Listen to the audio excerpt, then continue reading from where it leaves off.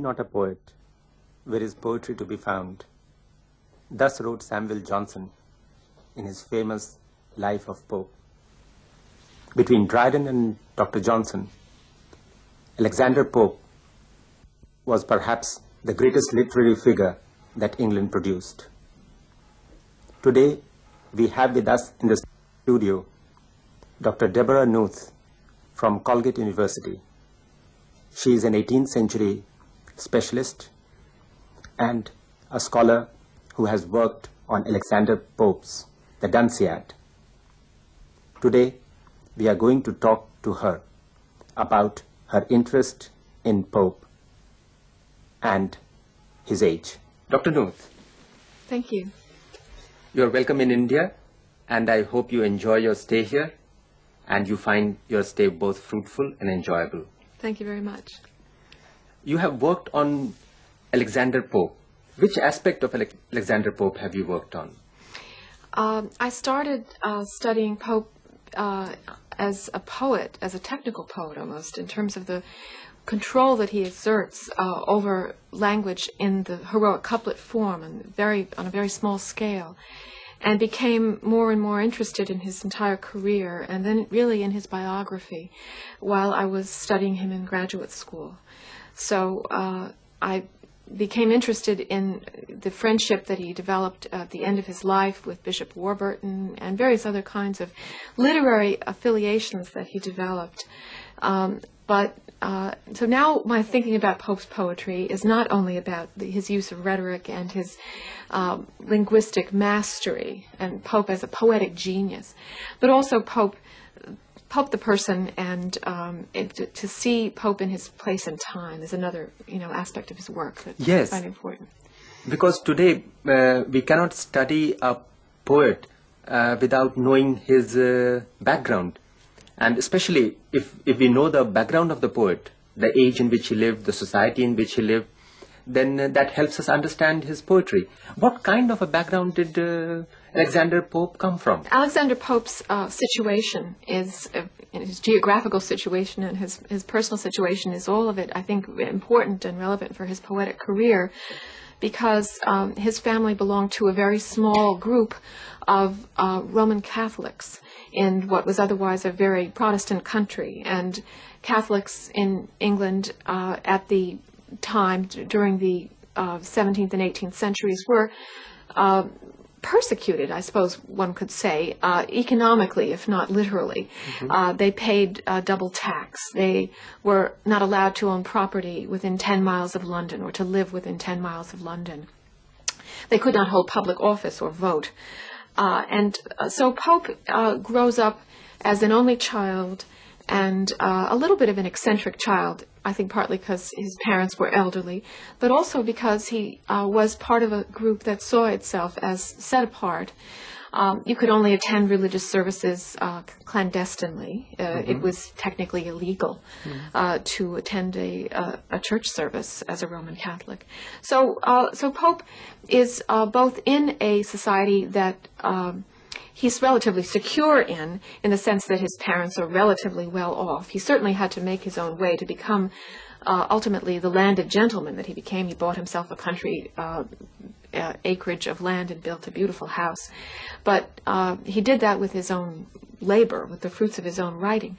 But he is also, I think, always in a state of being considered a little bit of a threat and an exile, and someone who's set apart from the center of things. Mm-hmm. And this is in an age where politics and society are all wrapped up together with cultural life, and to be a part of cultural life and then set apart from it at the same time informs the way Pope writes, I think, and makes it logical that he writes in the form of satire.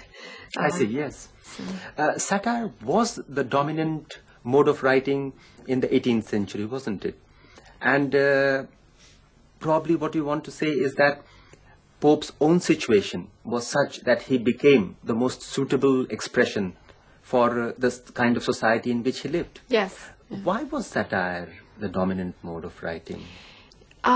It's a very interesting question. I'm not sure that the answer to it is entirely clear, but I think it's partly because of the nature of the subject matter of poetry in the 18th century, and the 17th century too, with Dryden, really, that we go from the early 17th century where poetry is personal, and the poems of John Donne, for example, poetry is about devotional subjects or about love, and suddenly, and this really comes most obviously with the Restoration in 1660, poetry becomes public. It's about public events, and almost automatically, therefore, it becomes so topical that it's easy to both write sort of straight praise poetry, but it's also easy to write satirical poetry about contemporary events that are going on that one doesn't agree with, and or supporting one political faction by attacking another. And it's also the age saw itself as the heir to a period in Roman history where there'd been a lot of satire as well, right? Yes. And about the Augustan age, the yes. Augustan age, yes. And it was an era that saw itself much more self-consciously than most literary periods do. I think with the restoration of the monarchy, poets had a feeling that they had a new job, which was to be in the job of public relations for the monarch, and that was, of course, the way Augustus Caesar had it, I think, under his reign with Virgil, for example. But there were also the satirists, Horace and Juvenal, who were maybe not so much the court poet, but the people who had a bit of a distance on things and wrote satire. So that's another explanation, I think, for the ascendancy of satire in this era.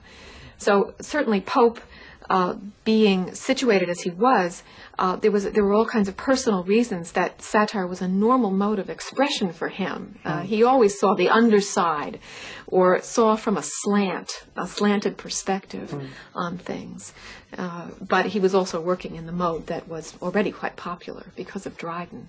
Yes, using it beforehand. Yes. Yeah. So there was a social need, a felt social need for satires, and there was also the influence of classical literature on English literature in this period, and both probably contributed to the rise of satire, the ascendancy of satire, as you say. There must have been some personal reasons also for Alexander Pope to have been the sort of poet that he became, because he was physically not all that impressive, yeah. as he might have wished to have been. Yes. Yes. Well, it's very interesting that we have more images of Pope painted or sculpted in his lifetime, I think, than of any other poet. We have a lot of images of Shakespeare, but many of them are not historically accurate. But Pope's face was painted so often, and this in defiance of the fact that he was himself actually personally deformed as well as handicapped, and also extremely short. And to really the point, I think, of almost being considered an abnormal human being. And so I think that made more acute his sense of separation from many of the things he discusses in his poetry. In political life, obviously, he was a complete non-starter. He couldn't work in politics, he couldn't vote, but he could certainly have opinions. And that outsider status gives him, he turns it into almost a kind of superiority rather than an inferiority, that he can have an Olympian distance on this and stand outside, and making the outsideness, the 10-mile rule, where Catholics couldn't live in London, that perspective gives him, as he refashions it, really an advantage. Of perspective and of point of view that other people more closely involved in things can't have. So he starts out, he becomes deformed. The first oil painting that we have of Pope is as a 7-year-old child, and which shows the aspirations his family have for him and the kind of gentility they maintain, partly by having themselves painted in this way. But he goes from this kind of blooming, healthy child to an affliction of tuberculosis of the spine that leaves him with an increasingly sort of stunted growth and ultimately a twisted physique, so that he has to be laced into corsets to be made to look as if he can appear upright. And in the end of his life, he needs all kinds of physical assistance just to get in and out of bed and things like that. At what age did he have this affliction? Well, we're not precisely certain about it, but it was probably in just age of 12, around there. I see. And after that, he had really increasing symptoms the rest of his life. He refers to his life at one point as a long disease, and to think of your life that way, it must have been terrible. He was always in pain.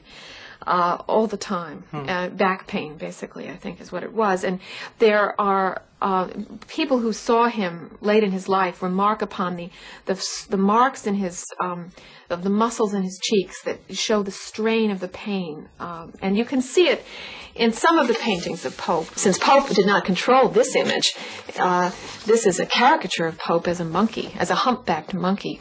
And that's a really a kind of graphic example of how he could be attacked for his appearance, that because there was not a sense in the 18th century, of course, that when someone was handicapped physically, in fact, it was regarded almost as a kind of outward manifestation of some inward evil or something. Yes. I think there was still that attitude, even though one likes to think of this as the Enlightenment. I don't think there was a particularly enlightened point of view about this any more than there was about Roman Catholics. That's right. So that Pope could be could feel sorry for himself, I suppose we could say, for on a lot of different counts. And when he made himself enemies, and he certainly did, they had lots of grounds on which to make fun of him or do even more damaging things than that, physically attack him, actually. He went about with a big Great Dane dog because he was... because he had been physically attacked? Yes, because of disputes that he, was not completely innocent of. I mean, they're publishing, and it was a big racket, I guess, in this period. And Pope had his rivals, and certainly managed to make a lot of enemies in one way and another. But Pope was published quite frequently, and he was quite successful that way because he was a prolific writer and he was read. And he became independent, which meant that the people did read his writings, no matter how, satirical or acerbic he might have been. Yes, that's absolutely true. And he made his reputation and he made his money in one mode, which was really the translations from the Greek that he did of the two epics of Homer. That was the great work of his sort of early career that made him financially independent. But he even made enemies at that work because he was in dispute with other people who were also translating Homer at the same time about whose translation was better and whose translation the literary arbiters of the period ought to be supporting with their money and their publicity and their critical approbation.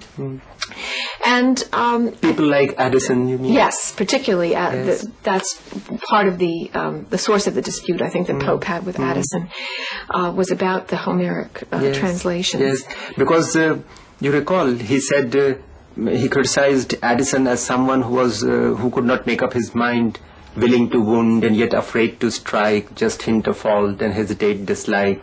That was the kind of person that Addison was from Alexander's point of view. Precisely, yes. The idea that Addison could sit on the fence about who was the better poet or change his mind. There were various occasions when Pope felt Addison had favored a rival over his own work, and incorrectly, obviously, in Pope's opinion. Right, yes. So he was a contentious individual, I think, regardless of all these other aspects that might have been seen socially as contributing to his personality. So that's certainly true.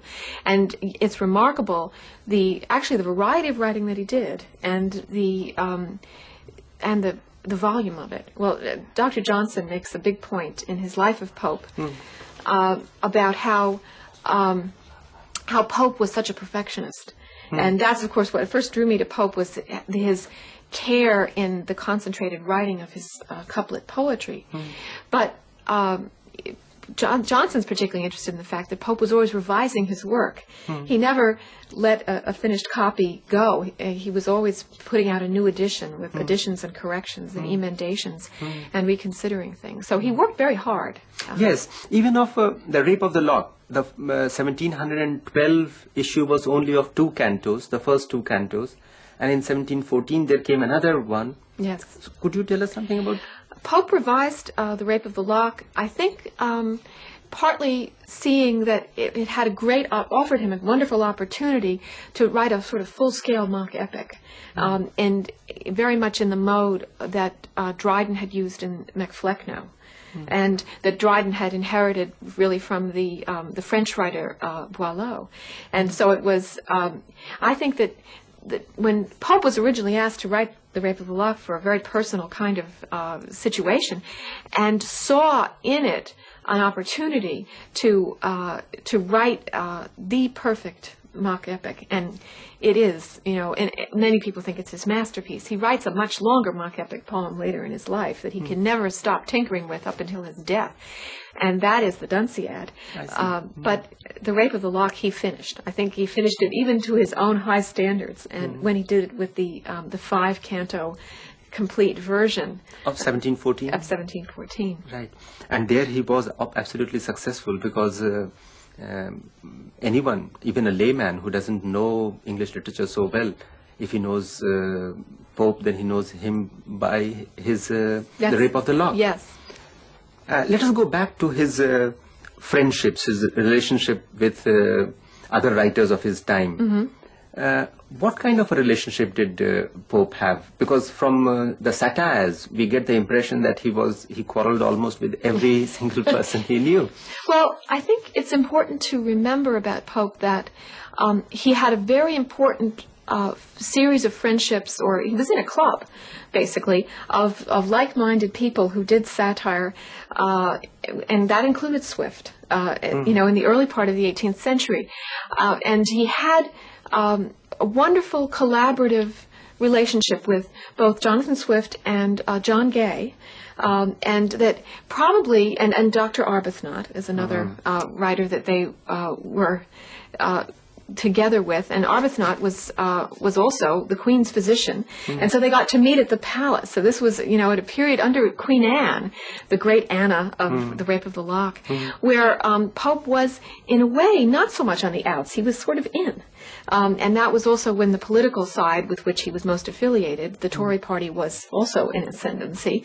When the opposite party, the Whig party, took over, then all of Pope's friends were out of government and Pope was out of the palace. There were no little more meetings at the palace for Pope.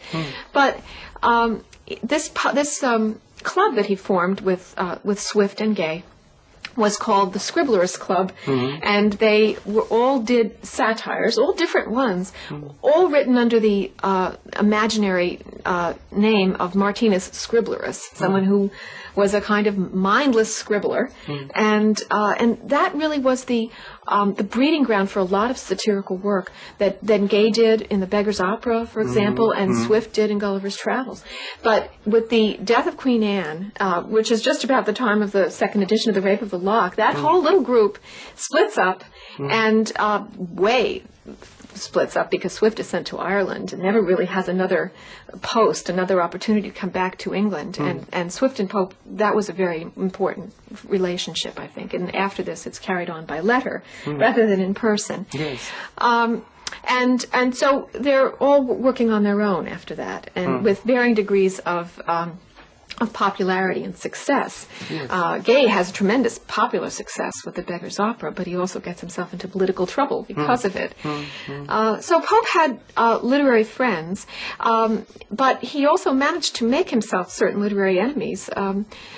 Early in his career, for example, he had some correspondence with people who later on he met more famous people, and he then eventually published his letters, sometimes changing the addressees and the recipients, so that it made it look as if he were having a more important correspondence than he really was. He would write these people and ask them for their letters back, and then put someone else's name on the letter and publish the letter. And that kind of thing didn't win him any friends. And that was how probably he got into trouble with Swift. Yes, is that right? The publishing of the correspondence with Swift was something that basically Pope didn't get Swift's permission to do it. He tried to make it appear as if he had published the correspondence to correct an inaccurate version of a letter that had already been leaked to the press, and so Pope was only publishing because he'd been goaded into it by this pirate edition. But in fact, the pirate edition could be traced to Pope. So Pope had arranged for a series of events that would make it look as if he had to publish his correspondence with Swift. And that level of, I guess what Swift considered a personal betrayal was, a problem for their relationship. Yes. Yeah. And this was towards later in Pope's life. Yes. But earlier, he had some problems with Theobald, who had done an edition of Shakespeare. Yes. Yeah. What was that about? Well, this was an important turning point, I guess, for Pope that may have led him down a certain kind of road as to how he saw himself as a man of letters, because having successfully published an edition of a translation of Homer, the next thing he turned to was an edition of Shakespeare, and he wanted to do a whole edition of Shakespeare and get subscribers for it, and it was a surefire moneymaker, it looked like. And so he put out an edition of Hamlet with his own annotations. And Louis Theobald, who had no particular poetical pretensions, he was not a poet, as Pope was, but he was an editor, and he put out a kind of counter edition of Shakespeare, and didn't only do that. He called it Shakespeare Restored, a collection of the many errors, as well committed as unamended, in Mr. Pope's late edition of that poet. And so that was a real frontal attack on Pope. And I think that Shakespeare scholarship in, the intervening 200 years has come down on Theobald's side rather than on Pope's in this one. So while Pope managed to try to marginalize Theobald and attack him and call him Tybalt, mispronounce his name as a way, and don't rhyme, so it was clear, and make him sound insignificant and pedantic, and like someone who spent all his time on little tiny footnotes. Pope managed to make it sound as if he were making the grander, bolder gesture, and in fact he had done. He made a very bold gesture and made a lot of mistakes into the bargain, I think. Yes. So that was how Pope tried to turn. I think he lost that dispute with Theobald, which happened around 1728-29, and produced the first edition of Pope's Dunciad, which he then revised, much as he revised The Rape of the Lock. Was a formative opportunity for him, and yet it might have been too limiting a one as well. I think, though Pope prided himself on his classical translations, I think he might have wanted to write an epic poem of his own, rather than write one of Homer's over again, even as Virgil had translated Dryden's Aeneid, but not written himself an epic poem. And there's something about the fact that Dryden couldn't write an epic, but could translate an epic, and that Pope ultimately didn't write an epic either. It's partly the influence of Milton's Paradise Lost that I feel that after Paradise Lost, it is hard to go back out into the epic business, because you sort of feel Milton's done it all, Yes. But I think Pope nonetheless felt that always about his own work, that was a limitation. Yes. Probably Pope was trying to compete with Dryden, and he was thinking that where Dryden failed, he would succeed. But eventually he couldn't succeed either. He couldn't produce... and I think that's a sad thing about Pope.